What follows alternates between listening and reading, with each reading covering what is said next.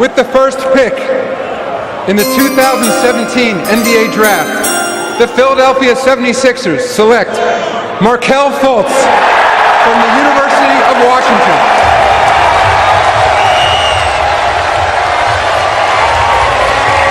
The moment for Markelle Fultz, who was on the junior varsity at DeMatha Catholic until his junior season in high school. An avid BMX biker, and now he loves to throw caution to the wind, and now he's going to have to be daring enough to try to lift the 76ers into a winning culture. What are the Sixers getting from Fultz, Jay? Well, they're getting a guy who's got an NBA frame already. He's got great length, and he's a three-level scorer. He can score from deep, he can score in the middle game, and he can score at the rim. Great body balance.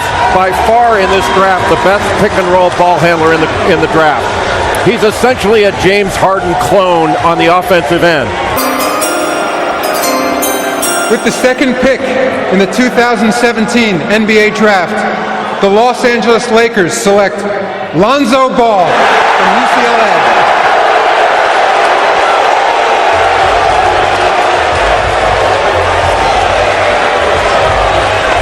See Lonzo with his dad and his brother and family and friends surrounding him on this moment that family always believed would happen. And as much hype as there's been around the big baller brand, as Jay alluded to, this guy was remarkable in terms of creating for his teammates. He led the nation in assists. He had the third most assists by any freshman in Division I history. He's basically Jason Kidd. He's got that kind of size and length, and he's really incredible in transition. He gets up and down the floor. His ability to pass ahead is extraordinary. With the third pick in the 2017 NBA Draft, the Boston Celtics select Jason Tatum from Duke University.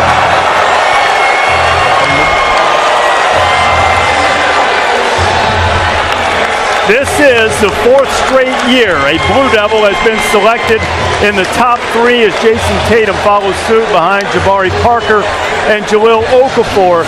And in Jason Tatum, going to Boston right now, and remember I told you at the top, a lot of teams talking in movement, but if you assume that he winds up and stays in Boston, it seems to me that they are probably getting the most polished scorer at this point right now available in the draft. Is that fair to say? It's more than fair to say. I think Jason Tatum represents shooting. Of the prospects that were available right there, the best prospects, he is the best shooter and the best offensive player among Josh Jackson, De'Aaron Fox, and the like. He's smooth. He's long-armed, an isolation scorer. Shoots 85% from the free throw line, and you can put him down in the post. He can shoot over you. He can shoot out the three-point range, and that's something he's really improved. He's got a great fadeaway. He needs a little bit better defensive intensity, but I thought he was just scratching the surface of how good he's going to be. He missed the first 9 games of the season, but toward the end of the year, he was really a dominant scorer. And dominant. With the fourth pick in the 2017 NBA Draft, the Phoenix Suns select Josh Jackson from the University of Kansas.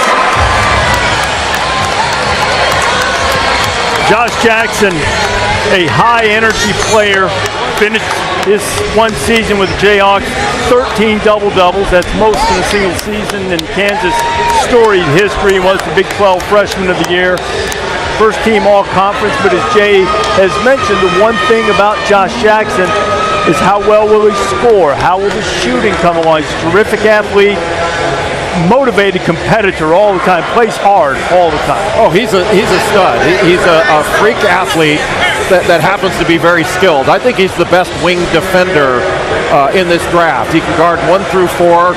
He's a very good wing passer, good vision. He can drive it left. He can drive it right. Excellent in transition. You can throw lobs to him. He can play above the. With the sixth pick in the 2017 NBA Draft, the Orlando Magic select Jonathan Isaac from Florida State University. That'll be a pretty short move for Jonathan from Tallahassee down to Orlando.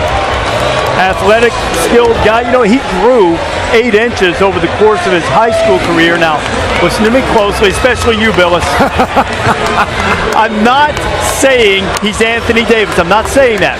What I am saying is being a smaller guy for a long time, growing up, learning how to play guard, and then getting tall later in his career, there are some similarities in that aspect in the skill set that he could potentially bring to Orlando. Did I cover my bases well enough for you there? I didn't mean to throw you off your game like this. You're very sensitive.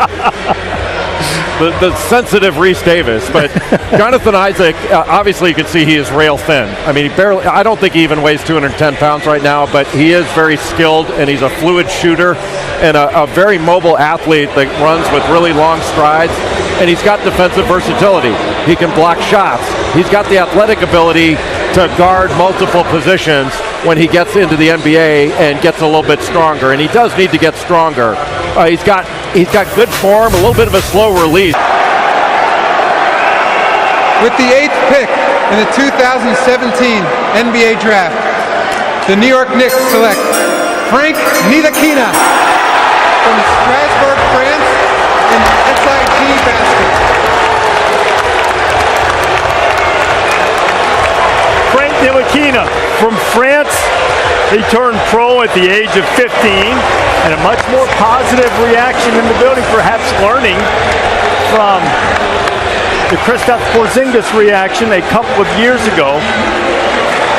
Is Ntilikina, who is still in the middle of his French League playoffs, in fact will leave in the wee hours this morning to get back for a decisive Game 5 in the playoffs, but wanted to be here for this moment. And the Knicks, because they go their own way all the time, they end the run on freshmen at the beginning of the draft. Although I guess Ntilikina, if he played college ball, would be about the same age anyway, right? He would be a freshman, yeah. So, Ntilikina going to the New York Knicks.